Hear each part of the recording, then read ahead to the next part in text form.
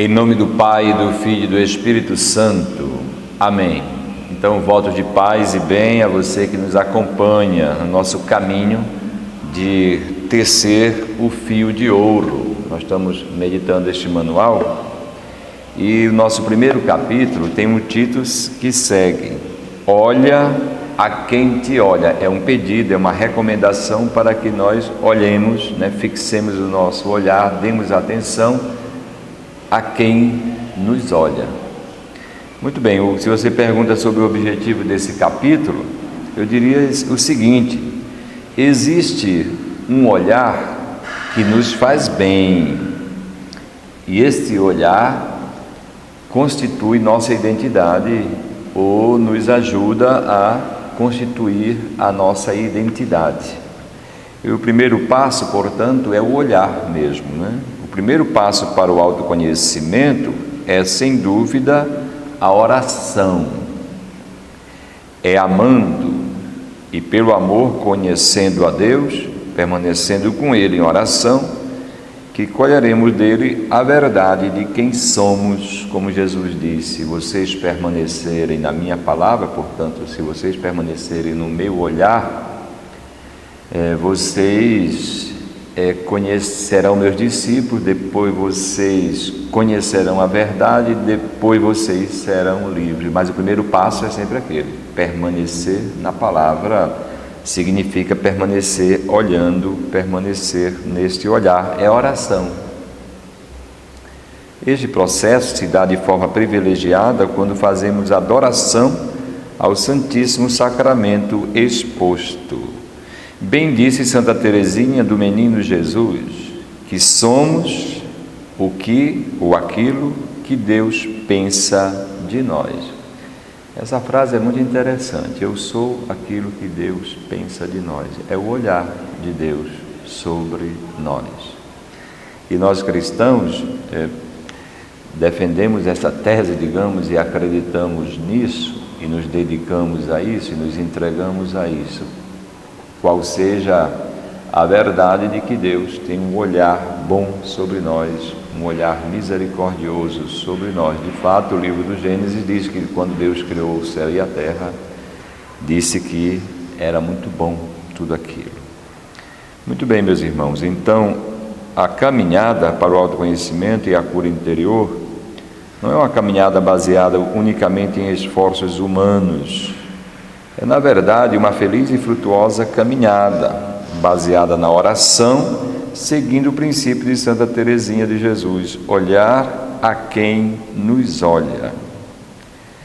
É muito importante esse considerar aquele que nos olha, primeiramente Deus, porque nós sabemos, até os estudos, mas também você pode fazer uma análise sobre isso na sua vida pessoal. Pelos estudos dizia o seguinte, que o primeiro olhar benfazejo, um olhar bom de aceitação da mãe e do pai, dos dois, e também dos outros que assistem um bebê vindo ao mundo, e aqueles primeiros dias, primeiros meses desse bebê no mundo, essa bem-querença, essa aceitação de dar a boa-vinda a esta criança, é esse primeiro olhar sobre a criança, essa primeira palavra sobre a criança. E de fato tem palavras de afeto, meu bebê lindo, que menino, que criança bela. Isso aí vai fazer a pessoa criar uma identidade de que é uma pessoa bem-vinda, uma pessoa importante, uma pessoa bonita, uma pessoa com estima. E é esta meditação que nós estamos fazendo hoje, que isso é muito importante. Santa Teresa nos diz que na oração é necessário olhar quem nos olha. A santa diz: porque sabe muito bem que Deus nos olha sempre, nos ama sempre, revela-se sempre a nós e sempre nos revela a nós mesmos com vista à nossa santificação. Como todo aquele que ama, Deus não nos tira de suas vistas, de seu coração, nem nos conduz além do que podemos ir. Ao deixarmos que Deus nos olhe, deixamos também que Deus nos ame. Aceitamos e acolhemos com confiança o amor incondicional de Deus por nós. Então, finalmente, eu me aceito. Acima de tudo, cremos que é Ele, o único que nos conhece perfeitamente, que nos revela quem somos nós, ao nos revelar quem Ele é. Isso que nós temos falado acontece muito nos relacionamentos humanos, né? Principalmente nos bons relacionamentos humanos.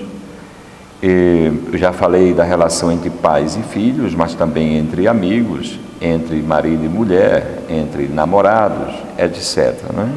Mas o texto aqui enfatiza que é necessário que nós andemos até a nossa raiz.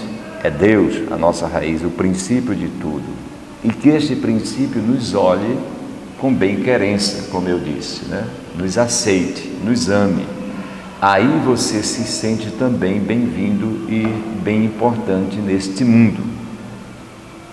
Isso é importante porque finalmente eu me aceito também, né? Se o outro me aceita, eu termino por me aceitar também. O amor incondicional tem essa capacidade de fazer você finalmente se aceitar. O que é que significa isso?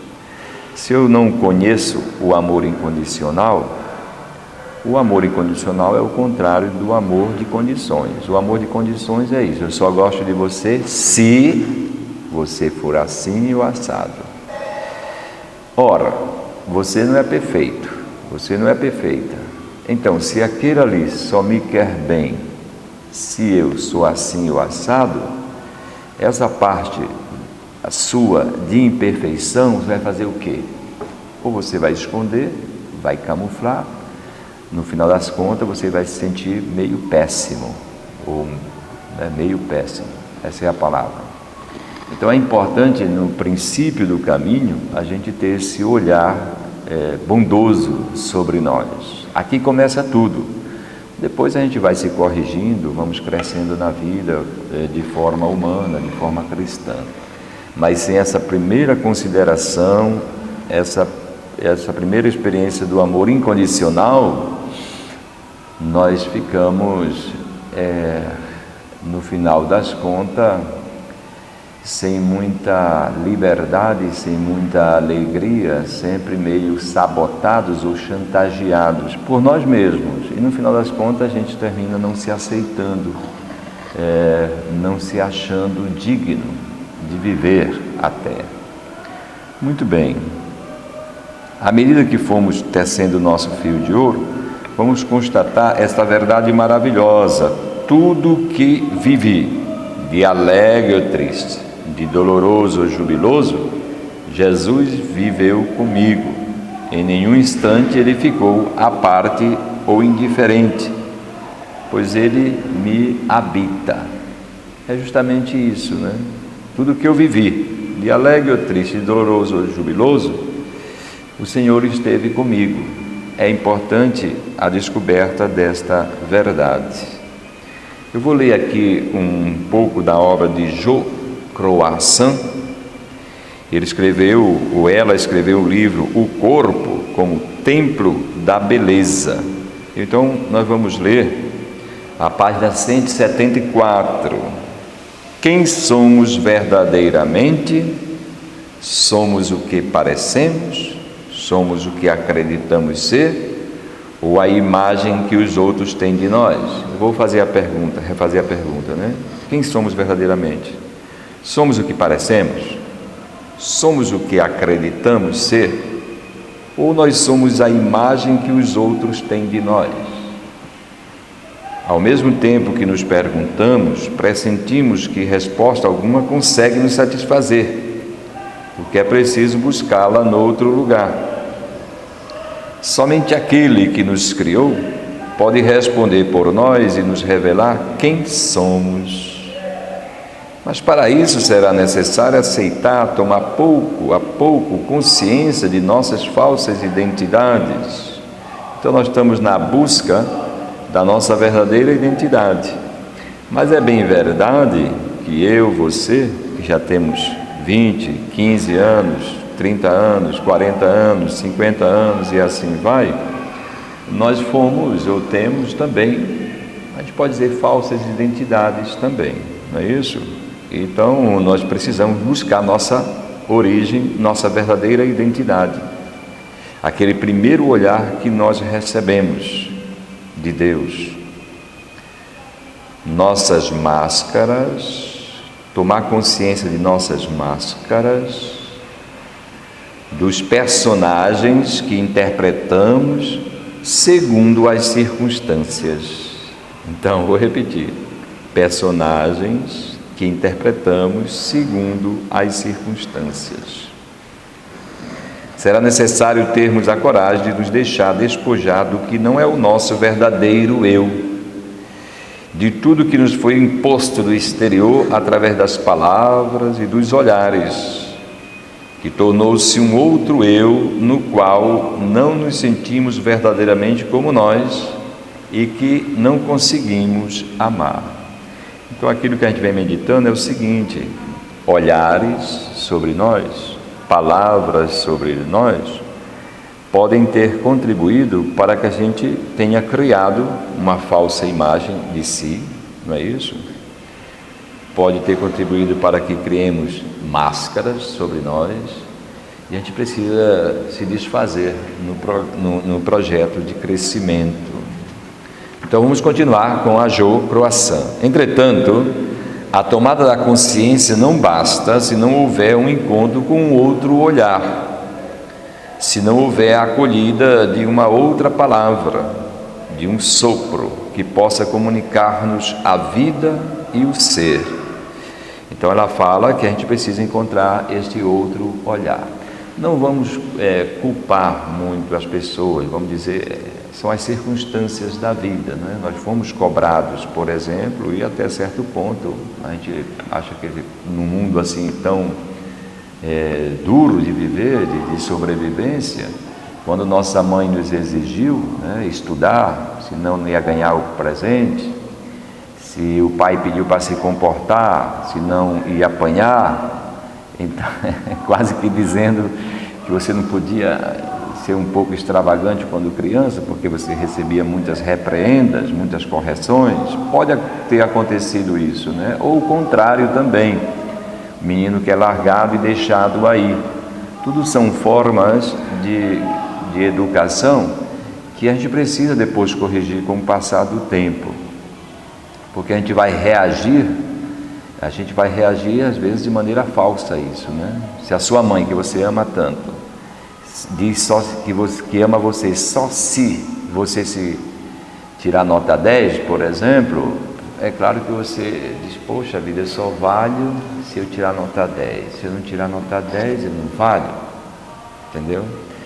Então a gente precisa fazer um caminho de encontrar esse olhar de Deus, de amor incondicional, que nos aceite também quando eu tirar 0. Muito bem. Necessário nos é entrar no olhar do Pai para dele receber nossa verdadeira identidade, para que seu olhar amoroso nos cure de todas as faltas de amor, nos livre de todos os outros olhares, nos visite até em nossas trevas e transfigure todas as coisas. Esse olhar de Deus bondoso, misericordioso, é que também vai nos ajudar a eliminar as trevas do nosso coração. Assim nos sentiremos amados e poderemos nos reconciliar conosco mesmos e com os outros. Tem uma história da vida de Santa Teresinha, que ela não conseguia galgar, não conseguia dar passos na sua vida espiritual e também como pessoa humana, não se sentia livre e muito feliz, porque ela tinha sido educada, e a catequista dela, digamos assim, tinha falado muito de um Deus justiceiro, digamos assim, que para aplacar essa fúria divina ela teria que fazer muitos sacrifícios, né? Tinha que fazer muitas obras reparadoras para agradar este Deus meio assim vingativo. Muito bem, um dia ela descobriu, pelo discurso de um frade, o amor misericordioso de Deus. Ela disse: a partir daí eu entreguei minha vida. A gente pode até para dizer, ela fez muito mais do que naquele discurso de justiça. Quando ela descobriu o amor misericordioso, ela ofereceu a vida dela por completo e sem reservas a Deus. Então ela soube responder ao amor de Deus sobre ela. O amor de Deus misericordioso sobre a minha pessoa não significa que eu depois serei um relaxado na minha vida de fé, não é isso. Significa que eu sou convidado a responder também com amor a este amor que se dá. E no caso dela, frutificou muito e ela se entregou completamente de corpo e alma, né? Muito bem, meus irmãos, então dando continuidade à nossa meditação, como aceitar revelar o íntimo de nossa alma, se não for um olhar de amor incondicional? Então aqui é um resumo de tudo que a gente disse. Como aceitar revelar o íntimo de nossa alma, se não for um olhar de amor incondicional? Enquanto você pensar que neste mundo não tem alguém que possa acolher você com as suas feiuras, é claro que você não vai revelar a sua intimidade. É isso que ele está dizendo. Então, esse primeiro olhar que aceita ver e enxergar nossas feiuras e ao mesmo tempo manter a sua fidelidade para conosco é o olhar de Deus. Como é doce nos deixar olhar ao nos sentir totalmente acolhidos, totalmente aceitos. Como é bom se abandonar sem medo a este olhar amoroso, sem ter necessidade de dissimular o que quer que seja. A palavra aqui mágica é dissimular, né? Nós somos, por vezes, dissimulados. Por quê? Porque a gente duvida da fidelidade, do amor do outro para comigo. Então eu disfarço, porque se ele conhecer a minha verdade, ele talvez não vai ser mais meu amigo, não vai mais me estimar. O primeiro passo para iniciarmos esta jornada em direção à tessitura do nosso fio de ouro é, portanto, olhar a quem nos olha. Isto é, colocar-se diante de Deus em atitude confiante, seguindo obedientemente os roteiros propostos. Tá bom, então assim nós terminamos esse primeiro capítulo do Manual Fio de Ouro. O segundo capítulo é um capítulo interessante, é descongelar o rio da vida, a gente ter coragem de nos colocar em movimento para a gente combater a nossa preguiça espiritual. Eu sou assim mesmo e tá bom. Não, a gente tem que se tornar um rio que corre, não um rio congelado, um rio que corre, e lá tem muitos seres vivos nesse rio, e esse rio percorre, e por onde percorre deixa as marcas de vida. Nós nos tornamos pessoas vivas. Que Deus nos abençoe hoje e sempre. Pai, Filho e Espírito Santo.